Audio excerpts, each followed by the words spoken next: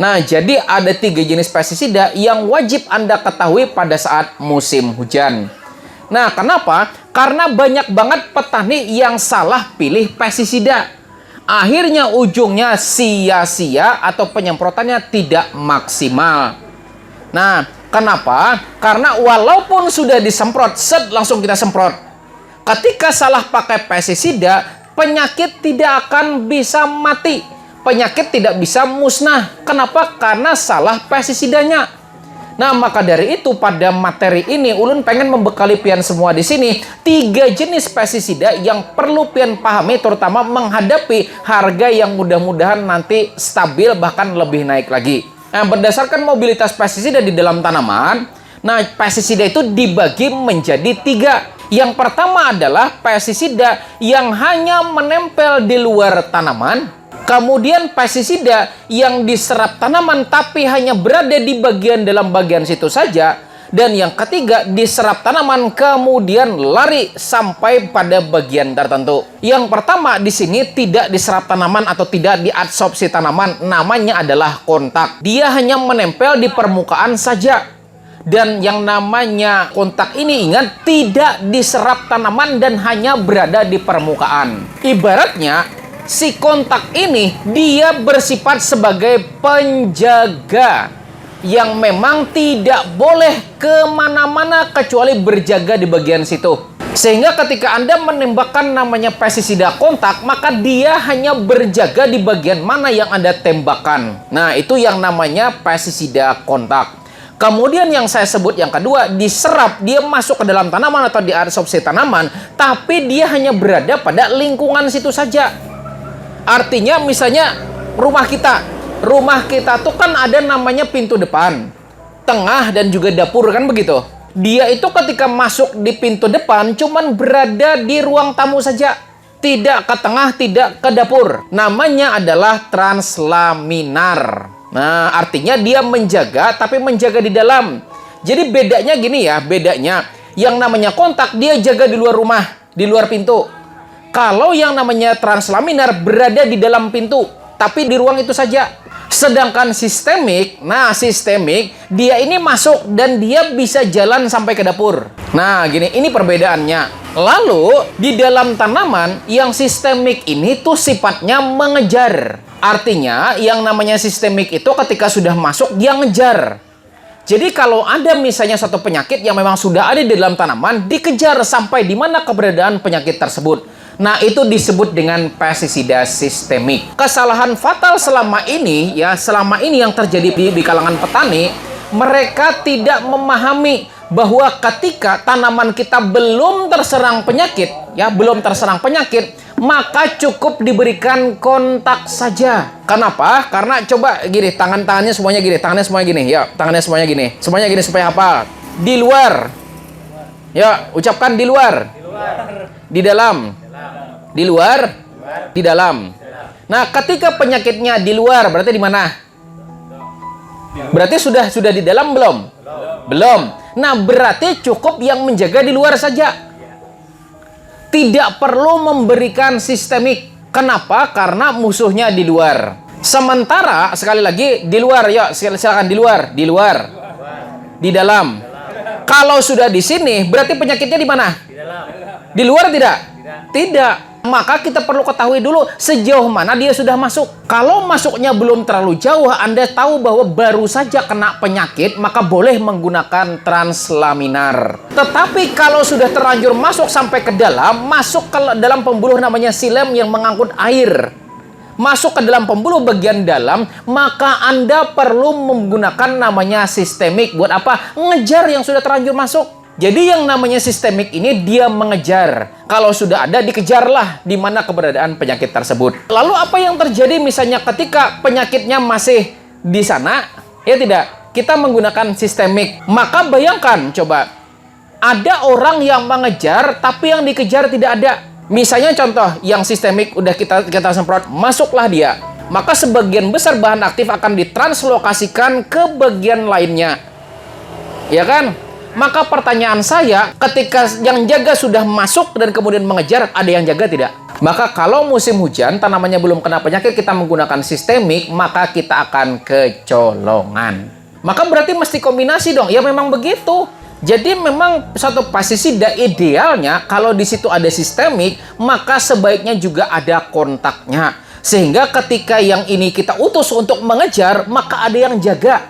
Lalu bagaimana dengan tandem amisartum atau WUS? Kan itu azoxystrobin dan juga difenoconazole. Dan kedua-duanya sistemik. Maka silahkan pian tambahkan satu lagi jenis pestisida yang kontak. Nah, kan begitu dalam kasus tanaman yang sudah terserang penyakit. Supaya apa? Supaya penyakit yang sudah terlanjur masuk ke dalam tanaman dikejar oleh dua orang ini. Azoxystrobin dan difenoconazole. Dikejar sama dua orang ini, kemudian yang kontak misalnya menggunakan bahan aktif mancozeb, dia yang jaga. Supaya kada kemasukan. Dan nah kesalahan fatal juga kita, begitu kan. Sudah tahu bahwa mancozeb itu kontak. Ya kan, mancozeb kontak, ditambahkan propinep. Propinep juga kontak. Sebetulnya Anda hanya nambah-nambahin dosis. Karena propinep dan mancozeb itu sama satu jenis golongan M5. Iya betul bisa melindungi, tapi nanti ujung-ujungnya terjadi kekebalan pada penyakit. Nah, jadi saran saya jangan mencampur mancozeb dengan propinep karena banyak banget orang mencampur antila dengan antrakol. Lalu apa yang terjadi misalnya kalau kita sudah tahu tanaman-tanaman kita terserang penyakit, berarti penyakitnya di mana? Di sana apa di dalam? Di luar apa di dalam? Di dalam. Kita pakainya kontak. Ayo. Sudah tahu rumah tuh ada malingnya di dalam. Ini dijagai di luar. Jadi harusnya ada yang dalam gitu loh. Sudah tahu tanaman kita terserang penyakit, ditaruhnya yang kontak, yang nggak kena. Karena begini ya teman-teman semuanya, ada penyakit yang berada di permukaan tanaman, ada penyakit yang masuk sampai pada pembuluh xilem namanya. Di mana xilem tersebut adalah pembuluh yang mengangkut air sampai ke daun untuk melakukan proses fotosintesis. Dan yang namanya kontak tidak akan mampu tembus sampai ke xilem tersebut. Maka kita perlu menggunakan namanya sistemik yang bisa masuk ke dalam pembuluh xilem. Lalu apa saja penyakit-penyakit yang berada di permukaan dan apa saja penyakit-penyakit yang ada di dalam, kan begitu? Nah, pertama namanya antraknosa atau ujar kita bilang patek latup, kan begitu? Antraknosa ini itu berada pada permukaan buah sampai ke jaringan buah. Jadi kalau tanaman kita ini sudah terserang ya patek, tapi masih di permukaan dan kecil-kecil, boleh menggunakan yang kontak.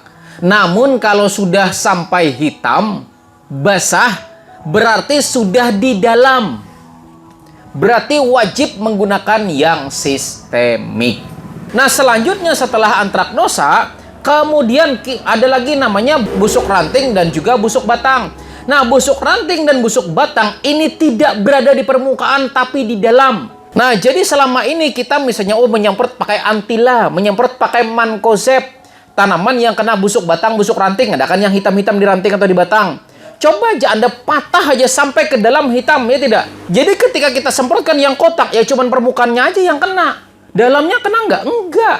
Jadi harusnya diberikan yang sistemik. Kenapa? Karena memang penyakitnya berasal dari dalam tanaman. Jadi kalau kena busuk batang, busuk ranting, ya silahkan berikan yang sistemik. Nah, selanjutnya namanya bercak daun. Ada kan bercak daun, daun bercak misalnya kan begitu. Nah, bercak daun menurut penelitiannya berada di permukaan daun. Maka permukaan daun boleh menggunakan kontak maupun boleh juga menggunakan namanya translaminar. Nah, jadi seperti itu. Boleh ketika terjadi bercak daun Anda menggunakan kontak, boleh juga menggunakan translaminar. Nah, selanjutnya perlu pian ketahui kecepatan reaksi antara pestisida kontak, pestisida translaminar dan juga sistemik. Itu berbeda kecepatan reaksinya. Seperti herbisida, ketika kita campurkan herbisida ujar kita obat hijau, herbisida kontak, dibanding dengan obat kuning atau dikenal dengan herbisida sistemik, maka kecepatan membakar lebih cepat mana? Lebih cepat mana? Kontak. Kenapa? Karena kontak ketika sudah terkontak langsung membakar. Tapi kalau sistemik butuh waktu, ya tidak? Jadi kalau misalnya kita menggunakan sistemik berharap tanaman langsung saat itu terproteksi? Jawabannya tidak. Butuh waktu paling cepat 4 jam dulu baru bereaksi. Nah, itu sifatnya sistemik. Sementara kontak kalau sudah menempel ya sudah. Tetapi, nah ini ada tetapinya lagi. Ketika pestisida kontak, walaupun ketika terkontak sudah langsung bisa melindungi, namun ketika terjadi hujan terus-menerus yang pada akhirnya membasahi daun atau bagian yang kita tembakkan, maka daun atau bagian yang kita tembakkan lama-lama akan terkikis. Dan ketika terkikis menurut penelitiannya, 6-24 jam bakalan hilang. Jadi kalau kena hujan terus-menerus gitu kan, dan bahkan hujan terjadi berkali-kali, maka dalam waktu 6-24 jam kemudian akan terkikis. Namun ketika cuacanya tidak sering hujan, maka itu dapat melindungi antara 1-3 hari kemudian. Nah, lalu apa yang bisa mempercepatnya? Tidak bisa gunakan namanya perekat. Maka dengan perekat yang kena hujan mampu merekatkan sampai 1-3 hari. Dan ketika tidak sering terjadi hujan mampu merekat sampai dengan 7-10 hari. Nah, sementara translaminar ketika sudah kena tanaman maka dia butuh waktu dulu.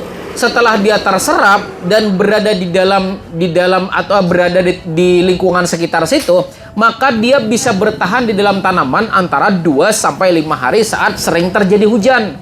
Sementara 5-7 hari ketika cuacanya cerah atau tidak sering terjadi hujan. Namun sistemik ini ya teman-teman semuanya, memang betul dia butuh waktu 4 jam paling minimal untuk bisa bereaksi, untuk bisa terserap. Namun ketika sudah terserap, dia mampu bertahan antara 5-10 hari di dalam tanaman. Jadi, kalau memang ternyata tanaman kita di sini kena penyakit dan itu sudah parah-parahnya kita semprot dengan sistemik, maka sistemik butuh waktu 4 jam dulu untuk memunculkan reaksi. Nah, pertanyaannya lalu bagaimana caranya mempercepatnya tidak? Supaya sistemik ini bisa lebih cepat, tidak nunggu sampai 4 jam, maka perlu satu bahan namanya penembus. Itu peran penembus tuh di situ, supaya membantu pestisida menembus. Kenapa mungkin teman-teman semuanya bertanya kenapa PPL juga nanam cabai? Karena saya pun sudah bisa memprediksi ketika harga sudah kayak gini, coba apalagi sampai 100.000. Warung kami itu bisa menghabiskan cabai sampai 2-3 kilo. Bayangkan misalnya nih, yang seharusnya misalnya kami anggarannya 35.000 per kilo, yang 100.000 per hari, ini habisnya 300.000, 200.000 ulun takur per hari. Bayangkan coba. Ya makanya ulun pun nanam. Rugi bro, ya kada? Bayangkan 200.000 seharinya rugi gara-gara beli cabai harga mahal. Maka ulun pun punya strategi, ulun nanam gitu. Jadi ya nggak ada keluhan lagi. Nah, selanjutnya setelah kita mengetahui tadi kan pestisida sistemik, translaminar dan juga non sistemik, perlu kita ketahui ya bahwa yang membedakan antara kontak dan juga sistemik itu kalau menurut tabel yang saya bagikan beberapa waktu yang lalu, ada kan? Tabel ini sudah dibagi kan? Itu ketika yang kontak itu pasti dicirikan dengan huruf M di depannya. Jadi semua yang ada huruf M di depannya itu sifatnya kontak. Nah, di sini ada M3, ada M1, ada juga M5, kan begitu. Jadi huruf M ini menandakan bahwa fungisida tersebut adalah kontak. Sedangkan yang sistemik, baik itu sistemik lokal atau translaminar dan juga sistemik murni, nah itu biasanya kodenya tidak ada M-nya tapi langsung ada angkanya. Jadi kalau angka itu sifatnya sistemik atau translaminar namun lebih banyak sistemiknya. Sementara kalau ada huruf di depannya, huruf M di depannya, nah itu menandakan bahwa itu kontak. Dan lagi juga, nah, kebanyakan para petani itu hanya merolling fungisida sistemik berdasarkan bahan aktif. Apakah salah? Jawabannya tergantung dari bagaimana kode cara kerjanya. Di mana kode cara kerja ini menunjukkan di mana atau bagaimana sasaran dari fungisida tersebut. Nah, jadi buat teman-teman semuanya di sini, nanti dalam melakukan perollingan, terutama perollingan pestisida atau fungisida sistemik, maka patokannya adalah kode cara kerja. Nah, di sini kan sudah saya bagikan, masing-masing sudah punya semua penyakit-penyakit pada tanaman cabai, baik penyakit bercak daun, busuk daun, embun tepung, dan lain sebagainya, busuk ranting. Kemudian ada lagi busuk bakteri, layu bakteri, kemudian ada lagi busuk buah atau antraknosa. Nah, jadi patokannya di sini. Kalau misalnya pian-pian di sini kena busuk ranting atau busuk batang misalnya kan, maka kalau sudah memakai pestisida golongan 3, maka selanjutnya jangan lagi pakai golongan 3. Cari golongan 7 misalnya, kan ada. Jadi yang 3 misalnya difenoconazole, tebuconazole, atau golongan azol lain itu golongan 3. Maka ganti yang lain. Misalnya golongan 7 di sini ada fenarimol. Nah, ini juga golongan 7. Atau golongan lain misalnya golongan 27. Ada bahan aktifnya simoksanil, mereknya CR20WP.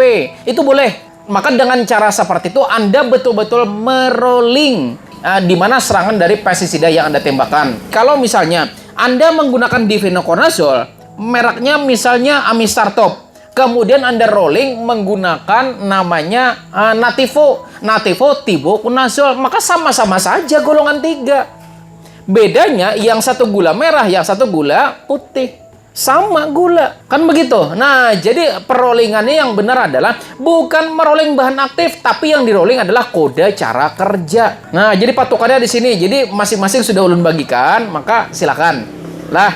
Jadi masing-masing sudah ulun bagikan. Nah, jadi silakan pahami dari sini, dari patokannya di sini. Nah, lalu selain dari kita merolling ini tadi berdasarkan kode-kode dari tabel yang sudah saya bagikan, nah yang selanjutnya kita pahami lagi di mana lokasi serangan. Nah, ketika busuk ranting, berarti lokasi serangan di mana? Di ranting. Busuk batang berarti di mana? Di batang. Jangan seperti daunnya. Nah, di mana lokasi serangan? Di ranting, di batang, ya tidak? Ya di situ yang disemprot. Mungkin pengen bertanya berarti, lah gimana nanti kalau kebanyakan daun bagaimana? Ya memang sebaiknya kalau memang lokasi serangan ada di batang, di ranting, maka Anda wajib pruning terlebih dahulu. Paham pruning kan? Pruning itu pemangkasan daun. Ya, jadi wajib di pruning. Kenapa? Ya gimana mau kena batang, gimana mau kena ranting? Coba uang terhalang daun. Kan begitu. Jadi fokuslah di mana lokasi serangan. Jadi pruning dulu. Nah, pangkas supaya terbuka sehingga pestisida yang kita tembakan bisa sampai ke sana. Nah, lalu mungkin Anda bertanya lagi, kalau kita pruning nanti daunnya tumbuh tidak tumbuh? Pasti tumbuh kok. Bila lokasi di ranting, maka tembak di ranting. Bila lokasi di batang, tembak di batang. Bila di daun, tembak di daun. Jadi artinya silahkan Anda lakukan pruning terlebih dahulu. Selain manfaatnya sebagai untuk membuka tanaman supaya kita bisa nembak ke sasarannya langsung, pruning juga bermanfaat yaitu untuk menghindarkan adanya penyatuan atau bersentuhannya dua tanaman sebelahan. Kan begitu, dengan kita prek langsung pruning tidak akan terjadi sentuhan. Nah, itu manfaatnya. Jadi menghindari sentuhan antar tanaman sehingga bakal mengurangi namanya resiko penularan. Jadi Anda tahu dulu di mana lokasinya. Karena begini, seperti yang sudah kita pelajari juga, sistemik itu ternyata juga ada 3 pembagiannya. Jadi sistemik itu ada namanya sistemik akropetal, yang kedua sistemik basipetal, yang ketiga terus sistemik. Akropetal artinya naik, dia mengikuti aliran air yang diserap akar kemudian sampai ke daun. Nah, sampai ke atas. Jadi final atau finishnya pergerakan pestisida yang sifatnya akropetal adalah atas. Kemudian yang basipetal itu turun. Kan setiap hari tanaman berfotosintesis, kan begitu? Tanaman berfotosintesis. Di mana berfotosintesis? Di daun. Maka hasil masakan kemudian dialirkan sampai finishnya adalah akar. Dari daun diturunkan sampai ke akar. Nah, gitu. Jadi aliran makanan dari daun ke akar disebut dengan aliran phloem. Nah, aliran ini bakal membawa makanan sampai ke akar tanaman lagi. Nah, membawa energi sampai ke akar tanaman. Nah, pestisida basipetal ikut aliran tersebut. Sedangkan terus sistemik itu kerjanya bisa turun, bisa naik. Nah, tapi 90-95% fungisida yang beredar di Indonesia sifatnya sistemik akropetal. Artinya dia naik. Maka pian ketahui lagi kalau mau pakai sistemik, lokasinya serangan adalah batang. Kalau Anda tembak daun berarti tidak akan turun ke batang. Makanya kenapa di sini ulun sarankan pian-pian semua paham di mana lokasi serangan, maka dengan cara seperti itu Anda langsung nembak sehingga ketika ditembak dia langsung naik, set naik. Lalu berarti batangnya ditembak? Iya betul, batangnya ditembak. Diserap tanaman nggak Pak? Diserap. Tapi lebih bagus lagi tambahkan penembus, lebih diserap lagi. Nah, jadi seperti itulah. Jadi saya bilang bahwa 90-95% pestisida yang atau fungisida itu sifatnya adalah akropetal sehingga tidak akan memiliki kemampuan untuk turun. Sehingga kalau misalnya Anda tembakan ke daun berharap misalnya fungisida itu turun sampai ke ranting sampai ke batang, maka itu tidak akan pernah terjadi. Jadi artinya tahu di mana lokasinya, disitulah kita mulai melakukan penembakan. Lalu bagaimana mungkin dengan selama ini petani yang nembak di daun, kan begitu? Jawabannya karena yang bersangkutan belum tahu ilmunya. Nah itu. Dan terakhir dari ulun, pastinya juga sebelum kita menembakkan pestisida kimia, alangkah baiknya juga dan alangkah bijaknya juga tanah kita berikan proteksi dulu menggunakan fungisida hayati. Seperti trichoderma, kemudian gliocladium dan juga bacillus boleh. Maka dengan cara seperti itu Anda mengurangi resiko-resiko penyakit yang diakibatkan atau tertular melalui tanah pertanian. Dan kita juga sudah belajar bagaimana cara membuat perekat. Maka perekat itu silahkan dipakai untuk merekatkan pestisida di tanaman Anda semuanya. Jadi silahkan gunakan perekat yang sudah kita buat kemarin. Dan insya Allah di minggu depan, kita akan membuat booster pestisida yang dapat meningkatkan kekuatan pestisida 2 kali lipat. Nah, mau? Nah, kalau mau kita minggu depan kita akan belajar bagaimana membuat booster pestisida tersebut. Nah, jadi sebetulnya ada yang akan ulun pelajari di sini, akan kita pelajari di sini bagaimana membuat booster pestisida. Sekaligus nanti insya Allah kalau ada kesempatannya kita juga akan membuat namanya Bion M. Kenapa? Karena di dalam Bion M itu terdapat 2 bahan aktif. Namanya adalah mancozeb dan yang kedua asibenzolar S-metil, ya tidak? Jadi kalau kita beli Bion M harganya 200.000, berapa kilo? Setengah kilo harganya 200.000.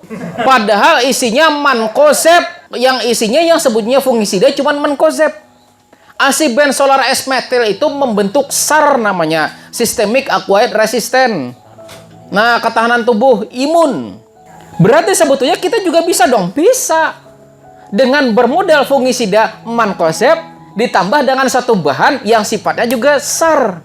Itu aja materi hari ini, mudah-mudahan bermanfaat. Kesan pian-pian semuanya. Ulun akhiri dengan ucapan wassalamualaikum warahmatullahi wabarakatuh.